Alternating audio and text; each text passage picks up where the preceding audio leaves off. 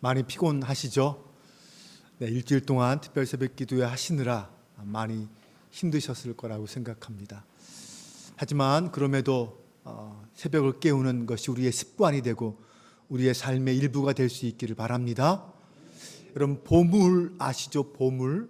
왜 보물이 보물인지 아십니까? 얼마 없기 때문에 보물이죠. 귀하기 때문에 보물입니다. 오늘 우리 남선교회 회원들이 금요기도회에 나와서 찬양을 했는데 이분들이 하나님 앞에 보물 드리신 줄로 믿습니다. 금요기도회, 수요예배, 새벽기도 남자들 찾기가 쉽지가 않습니다. 네, 우리 남성교회가 깨어 하나님 앞에 나와 기도할 수 있기를 기도해 주시기 바랍니다. 교회는 남자들이 힘을 내어서 남자들이 활발하게 사역해야 그 교회가 힘이 나고 큰 일을 행할 수 있습니다. 우리 한빛교회 남선교회들이 힘을 내어서 깨어 기도하며 하나님의 일에 동역할 수 있기를 바랍니다.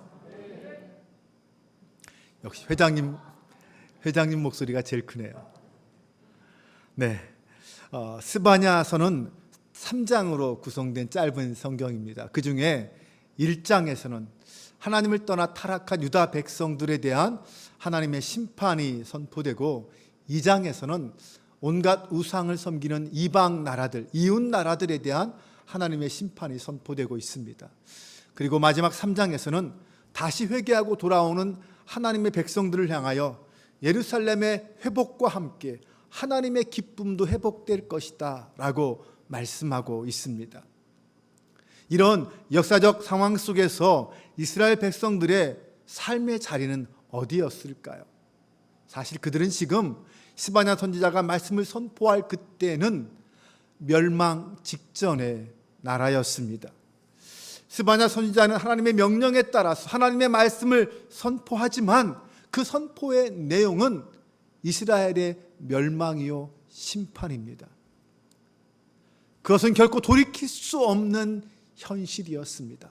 그 무엇도 그 누구도 막을 수 없는 일이었습니다. 하나님 앞에 패역하고 더러운 곳이 되어버린 그 예루살렘, 하나님의 명령을 듣지 않고 하나님을 가까이 하지 않는 백성들, 그 백성들을 착취하고 자기의 배만 채우는 지도자들, 오히려 율법을 범하며 성소를 더럽히는 간사한 선지자들과 제사장들, 이것이 바로 당시 유다의 모습이었습니다. 한마디로 말하면 심판받을 수밖에 없는 모습, 그런 악한 모습들이었습니다. 하나님은 그런 예루살렘과 백성들을 향하여 나의 질투의 불에 소멸되리라 라고 선포하십니다. 하나님이 이스라엘 백성들을 질투하셔서 그들을 다 태워버리시겠다는 것입니다. 그런데 그럼에도 불구하고 그 중에는 여호와의 이름을 부르는 자, 한 가지로 여호와를 섬기는 남은 자들이 있다라고 말씀하십니다. 그들은 하나님이 구별하여 남겨놓으신 자들입니다. 그들을 통하여 다시 하나님 나라는 시작될 것이고 하나님의 영광은 온 세상에 나타나게 될 것입니다. 13절에 보면 이스라엘의 남은 자는 악을 행하지 아니하며 거짓을 말하지 아니하며 입에 거짓된 혀가 없으며 먹고 누울지라도 그들을 두렵게 할 자가 없으리라. 하나님이 세우신 그 남은 자들, 모두가 타락하고 모두가 하나님을 떠나고 우상을 섬길 때 그럼에도 불구하고 교만하지 않고 겸손하게 하나님을 섬기는 자들이 있습니다. 그들이 하나님의 기쁨이 되고 그들은 다른 백성들에게 기쁨의 근원이 될 거다라고 말합니다. 사실 지금 백성들의 영적 상태는 어떠했을까요? 16절에 보면 그날의 사람이 예루살렘에 이르기를 두려워하지 말라, 시온아 내 손을 늘어뜨리지 말라라고 말합니다. 여기서 시온과 예루살렘은 하나님의 백성들을 의미합니다. 여기서 나오는 말씀이 무엇입니까? 두려워하지 말라라는 말씀과 너의 손을 늘어뜨리지 말라라는 말입니다. 그 말은 역설적으로 그들은 지금 두려워 떨고 있고 그들의 손은 늘어뜨려져 있다라는 것입니다. 그들은 하나님의 심판 때문에 모든 걸 잃어버립니다. 고통 가운데 살고 있습니다. 그래서 두려움에 빠져 있고 그들의 손은 늘어뜨려져 있습니다. 그것은 너무나도 큰 고난 속에서 절망하여서 더 이상 희망이 없는 사람의 모습, 바로 그런 모습입니다. 손을 늘어뜨리고 있다는 것은 그 어떤 것도 행할 의지가 없고 그냥 낙심하고 절망해서 모든 걸 포기하고 있는 상태를 말합니다. 세상을 살아갈 의지를 잃어버린 거예요. 뭔가를 시도할 힘을 잃어버린 것입니다. 어쩌면 이 모습이 오늘 우리의 모습은 아닙니까? 세상 앞에 선 우리의 모습, 하나님 앞에 선 우리의 모습이 이렇게 두려워 떨고 손을 늘어뜨리고 있는 모습은 아닙니까? 코로나의 환경 속에서 이것도 해보고 저것도 해봤지만 아무것도 되는 게 없습니다. 언제 코로나에 걸릴지 두려움 때문에 너무 염려가 심해서 사람들을 만나기도 두렵고 밖에 나오는 것도 싫습니다. 코로나는 우리의 연로하신 부모님들을 가장 비참하게 만들었습니다. 우리가 부모님들을 위해서 뭔가를 해드리고 싶어도 할 수 없게 되는 상황이 지금의 모습 아닙니까? 부모님들이 병원에 입원하셔도 가족들이 면회도 할 수 없고 간병도 할 수 없습니다. 이것이 오늘 이 시대의 모습입니다. 얼마나 속상합니까? 어쩌면 지금 2년 넘게 3년 가까이 시간이 되면서 점점 우리는 거기에 무감각해져서 과연 내 인생의 문제가 무엇인지, 내 신앙이 어디에 문제가 있는지조차도 잊어버리고 무감각하게 살고 있지는 않습니까? 신앙도 하나님도 예배도 기도도 도대체 어디서부터 회복해야 할지, 무엇부터 다시 시작해야 할지조차 잊어버리고 있는 모습들이 우리 가운데 있습니다. 어떤 사람들은 이런 모습들이, 이런 상황이 하나님 없이도 잘 살 수 있다고 생각했던 이 하나님을 떠난 인류에 대한 하나님의 심판이라고 말하기도 합니다. 그런데 그런 모습이 스바냐 3장의 모습입니다. 그렇게 혼돈과 절망이 가득한 세상 속에서 과연 우리 하나님은 무엇을 하고 계실까요? 우리를 위해서 어떤 일을 하고 계십니까? 먼저 하나님은 손을 늘어뜨린 백성들에게 용기를 주고 싶어 하십니다. 하나님은 그런 두려움과 절망 가운데 빠져있는 이스라엘 백성들에게 다시 그들을 향하여 기쁨과 희망의 노래를 시작하십니다. 14절에서 16절 말씀입니다. 우리 같이 함께 화면을 보면서 봉독해 보겠습니다. 시온에 따라 노래할지어다, 이스라엘아 기쁘게 부를지어다, 예루살렘 따라 전심으로 기뻐하며 즐거워할지어다. 여호와가 내 형벌을 제거하였고 내 원수를 쫓아냈으며 이스라엘 왕 여호와가 내 가운데 계시니 내가 다시는 화를 당할까 두려워하지 아니할 것이라. 그날에 사람이 예루살렘에 이르기를 두려워하지 말라, 시온아 내 손을 늘어뜨리지 말라. 아멘. 하나님을 떠나 타락한 그 백성들을 향하여 강력한 심판을 선포하신 그 하나님이 이제는 다시 그들을 괴롭히던 원수를 제거하여 주고 쫓아내고 그들에게 임했던 그 모든 형벌을 제거해 주시고 심판을 끝내시겠다라고 말씀하십니다. 이제 심판의 때가 지나서 회복의 때가 되었다라고 말씀하십니다. 그러니 이제 늘어뜨렸던 그 손을 다시 세우고 하나님을 향하여 일어나라, 이렇게 말씀하고 있습니다. 손을 늘어뜨린다는 것은 절망의 표시라고 했습니다. 또 언제 이런 고난을 당하고 또 언제 이런 심판이 내게 임할까 두려워서 아무것도 하지 못하는 모습입니다. 그렇게 두려움에 떨어 있는 백성들에게 이제는 손을 늘어뜨리지 말라, 다시 손을 들어 내가 명한 일을 행하라 라는 것입니다. 다시 이제 일어나 기쁘게 노래하며 즐거워해라. 하나님이 그 일을 이루신다라고 격려하십니다. 하나님이 너희와 함께 하시겠다라고 선언하십니다. 심판의 때가 그치고 새로운 시대가 온다라고 선언하십니다. 풀이 죽어 있는 그 이스라엘 백성들에게 새로운 소망을 주시는 하나님이십니다.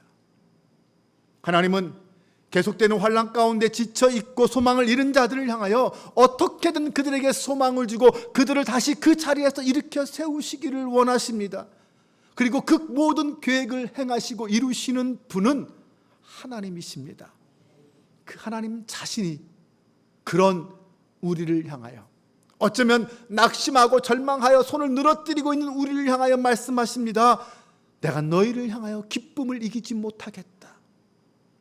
네, 맞습니다. 하나님은 당신의 자녀인 우리를 때문에 기쁨을 이기지 못하시는 분인 줄로 믿으시기 바랍니다.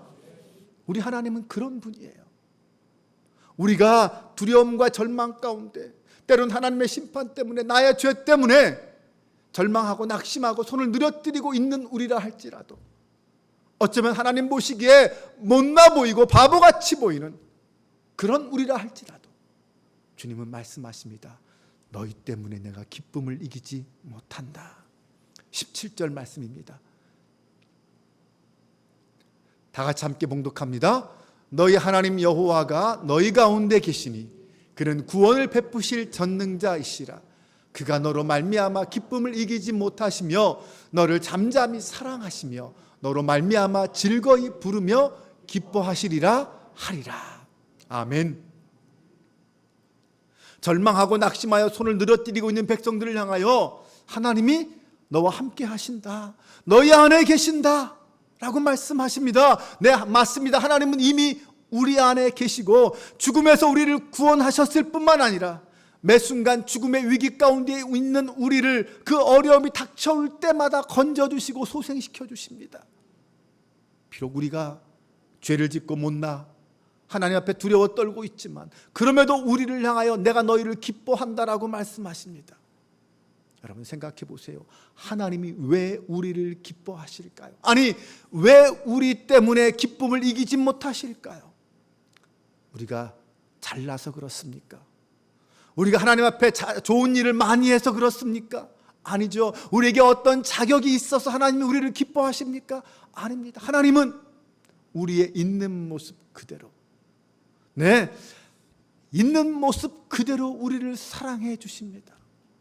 잘하든 못하든 사랑하십니다. 지금 이스라엘 백성들의 모습은 가장 악한 모습이에요.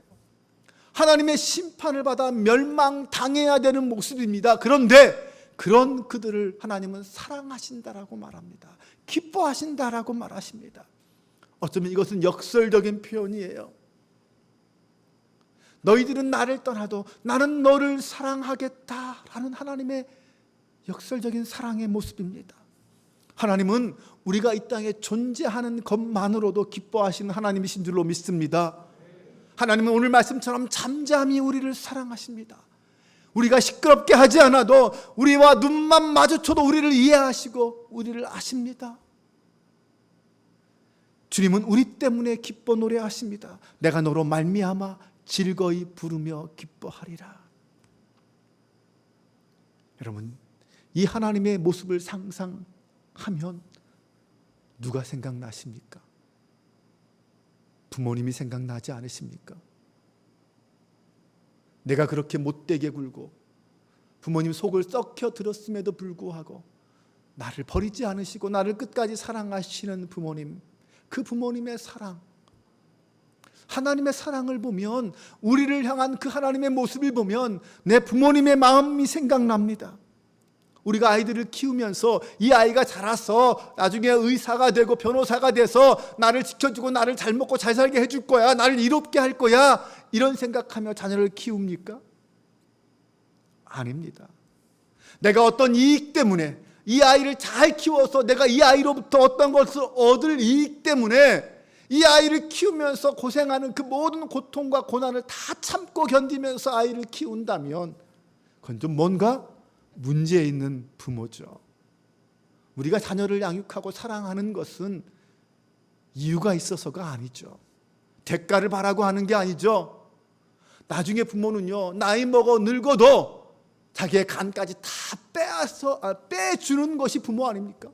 마지막 죽는 그 순간까지 부모는 자식에게 모든 걸 다 남기고 죽습니다. 그게 부모님의 사랑 아닙니까? 부모는 아이가 내 곁에 있는 것만으로도 기쁘고 행복합니다. 그 아이가 잘났든 못났든 똑똑하든 바보든 건강하든 아니면 뭔가 장애가 있든 공부를 잘하든 못하든 다른 이유 없습니다. 나의 자녀이기 때문에, 나의 아들이요 나의 딸이라는 이유 하나만으로 기뻐하고 그 하나만으로 사랑합니다. 우리 하나님이 우리를 향하여 기쁨을 이기지 못하는 이유가 바로 그와 같습니다. 이스라엘 백성들이 하나님 앞에서 정말 열심히 하나님만 찬양하고 예배하고 하나님께 제사해서 하나님이 그들을 기뻐하신 게 아니라는 것입니다. 오히려 현재 그들은 하나님을 떠나고 패역하고 죄악이 관영한 그들의 모습이었습니다. 그럼에도 하나님은 그들을 향하여 말씀하십니다. 내가 너희를 기쁨을 이기지 못하겠다. 내가 너와 함께 하겠다. 그리고 다시 너희를 일으켜 세워주겠다. 물론 그 아이가 나중에 자라서 부모 곁을 떠나 성장하기도 하고 나중엔 잘 돼서 부모를 도와줄 수도 있죠. 하지만 그때 부모가 느끼는 기쁨은 아이가 부모 곁에 있어서 그 곁에서 재롱을 피우고 그래도 속썩이고 함께 울고 웃던 그때의 기쁨보다는 크지 않습니다. 안 그래요?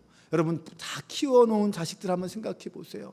아이들이 결혼하기 전에 내 옆에서 함께 먹고 자면서 있을 때 그때 아이들을 바라보는 그 기쁨과 물론 키워서도 기쁨이 있지만 그때의 기쁨을 나중에 부모 곁을 떠나서 자기의 삶을 잘 살아가는 아들을 볼 때의 기쁨, 그 기쁨보다 훨씬 더 컸을 거예요.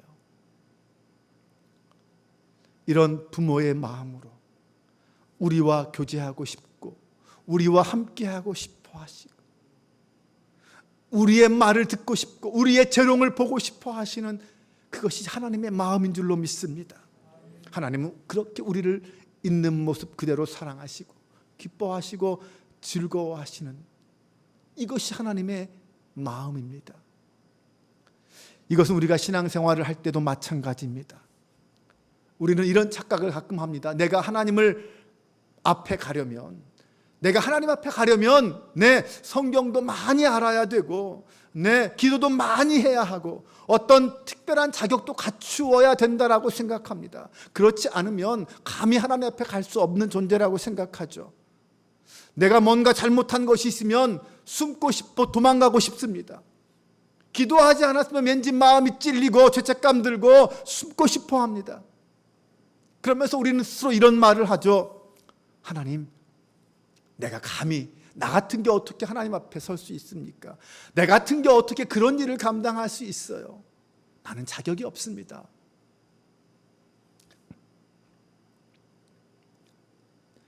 틀린 말 아닙니다. 하지만 우리의 마음의 출발이 만약 그런 죄책감 때문이라면 그것은 결코 옳지 않습니다. 그렇게 자격에 대하여 고민하다가 나 같은 건 자격이 없다고 그렇게 생각하며 고민하다가 하나님 앞에 나아가지 않는다면 아마 우리 하나님이 그런 우리를 가장 안타까워하실 거예요. 자격 없음이 자격임을 믿으시기 바랍니다. 하나님 앞에서는 자격 없는 것이 자격입니다. 저나 여러분이나 우리는 모두 하나님 앞에 구원받을 자격도 사랑받을 자격도 기쁨이 될 자격도 없는 존재들입니다. 그럼에도 불구하고 우리를 사랑하시고 있는 모습 그대로 받아주시는 것이 우리 하나님이십니다. 하나님이 우리를 향한 기쁨을 이기지 못한다고 하실 때 우리가 분명히 기억해야 할 것이 있습니다. 그런 상황에서 한 번쯤 이런 생각 한번 해보세요. 부모는 아이가 너무 이쁘고 너무 좋아서 그 즐거움을 이기지 못하고 기쁨을 이기지 못하고 막 그냥 난리를 피웁니다. 그런데 아이는 여전히 생기 없는 모습으로 아무런 감정도 없는 얼굴로 부모를 멀뚱멀뚱 쳐다보고 있다고 생각해 보십시오. 기쁨을 이기지 못하는 부모님 앞에서 모든 것을 다 잃어버린 듯한 무기력한 모습으로 생계 하나 없이 앉아있는 아이의 모습을 상상해 보십시오. 여러분, 하나님 앞에 선 우리의 모습이 혹시나 이런 모습은 아닙니까? 하나님은 성도들 하나하나 때문에 기뻐서 어쩔 줄을 몰라 하시는데 성도들은 죽지 못해 마지못해 신앙생활을 하고 있습니다. 마지못해 성전의 자리에 앉아 있습니다. 이러면 어떤 모습일까요? 하나님은 매일매일 힘든 일상 속에서 숨가쁘게 살아가는 우리를 볼 때마다 기쁨을 이기지 못하시는 그 하나님의 기뻐하는 모습을 알고 보기를 원하십니다. 그들이 그런 하나님의 모습을 보고 하나님이 나를 이렇게 기뻐하시는구나, 하나님이 나를 이렇게 사랑하시는구나, 그 하나님의 사랑을 알고 다시 나도 힘을 얻고 하나님의 그 은혜와 사랑을 받으면서 그 사랑 앞에 나도 어떻게 서야지, 어떻게든 일어서야지, 어떻게든 하나님의 은혜를 갚아야지, 이런 마음 갖기를 원하시지 않을까요? 우리 하나님은 기쁨을 이기지 못하는 이유가 자녀들이 얻을 명성 때문입니다. 19절에서 20절 말씀을 같이 보겠습니다. 다 같이 함께 읽어봅니다. 그때 내가 너를 괴롭게 하는 자를 다 벌하고 저는 자를 구원하며 쫓겨난 자를 모으며 온 세상에서 수욕받는 자에게 칭찬과 명성을 얻게 하리라. 내가 그때에 너희를 이끌고 그때 너희를 모을지라. 내가 너희 목전에서 너희의 사로잡힘을 돌이킬 때에 너희에게 천하 만민 가운데서 명성과 칭찬을 얻게 하리라. 여호와의 말이니라. 아멘. 우리 하나님은 하나님의 백성들의 회복과 구원, 회복시키시고 구원시켜 주실 뿐만 아니라 거기에 머무르지 않고 그 다음 단계까지 나아가기를 원하십니다. 하나님의 꿈은 당신의 백성들이 겨우 구원받고 기독교인으로서 겨우 살아가는, 생존하는 데 머무는 것을 꿈꾸지 않으십니다. 그것보다 더 큰 꿈을 꾸십니다. 하나님의 백성들이 단순히 구원받는 것에 머물지 않고 온 세상에서 하나님의 영광을 드러내고 하나님의 이름을 드러내는 것까지 기대하십니다. 우리가 이 땅의 그리스도인으로서 살아가면서 이런 생각, 이런 말 할 수 있습니다. 하나님, 저 너무 부담됩니다. 저한테 큰 거 기대하지 마세요. 저는 그냥 저 혼자 구원받는 것으로 만족하겠습니다. 그냥 평범하게 살고 싶어요. 그냥 존재하는 것으로 만족하고 살고 싶어요. 살아있는 것만 해도 감사해요. 하지만 생각해 보세요. 부모가 자식에게 뭔가를 기대하는 것은 잘못이 아닙니다. 여러분의 자녀들에게 뭔가를 기대하지 않습니까? 그것이 크든 작든 어떤 모양이든 부모는 자식에게 뭔가를 기대합니다. 부모의 욕심을 이루려고 자식을 희생시키고 인격을 무너뜨리는 것이 문제지, 부모는 자식에게 아무것도 기대하지 않는 게 아닙니다. 기대합니다. 뭔가 자식이 잘못된 길로 나가면 바른 길로 돌아오기를 기대하고, 지금 자식의 수준이 이 정도면 그래도 조금 노력해서 이 정도 수준 되기를 기대하는 것이 부모의 마음입니다. 하나님은 어떠실까요? 하나님도 우리를 향하여 기대하십니다. 하나님이 기뻐하시고 사람들이 기뻐하고 내가 할 수 있는 것을 통하여서 하나님께 영광 돌리기를 기대하십니다. 그것이 오늘 그리스도인인 하나님께 구원받은 우리의 사명이 아닐까요? 그것이 우리를 더욱 거룩하게 하고 그것이 우리를 이 땅에서 살아갈 이유와 목적과 힘이 되게 하지 않을까요? 하나님이 나를 향해 무엇을 기대하실까? 그 말은 다른 말로 바꾸면 하나님의 나를 향한 목적, 내 인생의 목적이 무엇일까? 그렇게도 말할 수 있을 것입니다. 우리는 이 땅에서 겨우 살아내는 것만을 목표로 삼아서는 안 됩니다. 내 열정을 바쳐서 내가 서 있는 이 삶의 현장에서 하나님의 이름을 높이며 그분의 기대를 이루는 것까지 우리 신앙의 목표로 삼을 수 있어야 합니다. 그것은 하나님을 위한 것이기도 하지만 결국은 내가 살아있는 이유가 됩니다. 하나님의 기대는 우리에게 목표를 갖게 하고 우리가 이 땅을 살아갈, 열심히 믿음으로 살아갈 이유를 제공합니다.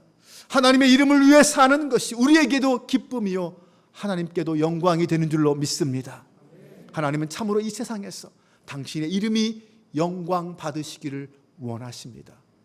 그래서 이 땅을 창조하시고 이 우주 만물을 창조하시고 당신의 형상을 따라 사람을 지으신 것입니다. 그 일을 생각하면서 하나님은 당신의 백성들을 바라볼 때마다 기쁨을 이기지 못하는 거예요. 내가 내 형상대로 이들을 만들었구나. 얼마나 아름다운 모습인가. 이들이 나의 이름을 높이며 나를 찬양하고 나를 기뻐하는구나. 그런 우리를 보면서, 우리를 기대하면서 기쁨을 이기지 못하시는 것입니다. 내가 세상에서 높아지고 이 세상에서 영광 받으려고 열심히 하는 것, 그것을 통해서 하나님이 영광 받으시는 것이 아닙니다.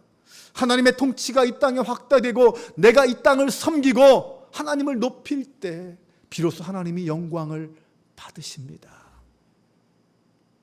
이제 말씀을 정리합니다. 우리 하나님은 우리를 택하시고 사랑하시되 기쁨을 이기지 못할 정도로 사랑하시는 줄로 믿습니다. 이제 그 사랑에 우리가 응답할 때입니다. 자녀들을 보시고 기쁨을 이기지 못하시는 그 하나님의 마음을 상상해 보십시오. 그 하나님은 우리의 축 처진 어깨가 다시 활짝 피고 당당하게 살아가는 당신의 백성이 되기를 원하십니다.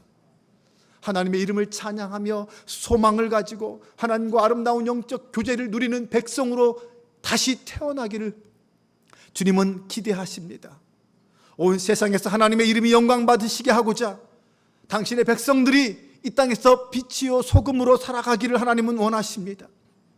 그리하여 우리로 인해서 기쁨을 이기지 못하시는 그 하나님처럼 우리도 그 하나님의 기대, 그 하나님의 사랑 때문에 이 땅에 살아가면서 기쁨을 이기지 못하는 자녀가 될 수 있기를 바랍니다. 오늘 우리의 신앙의 모습이 나를 기뻐하신 하나님 때문에 내가 기뻐하고 나를 일으켜 세우시고 회복시키는 그 하나님 때문에 내가 오늘 행복하고 다시 회복되는 역사가 있기를 주님의 이름으로 축원합니다. 그리하여 세상이 우리를 통하여 하나님의 능력과 영광을 보게 될 줄로 믿습니다.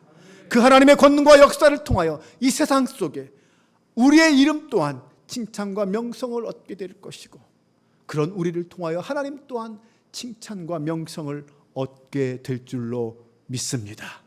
오늘 저와 여러분이 우리 한빛교회 모든 성도들이 하나님 앞에 칭찬과 영광이 되는 주의 거룩한 백성 되시기를 주님의 이름으로 축원합니다. 기도하겠습니다.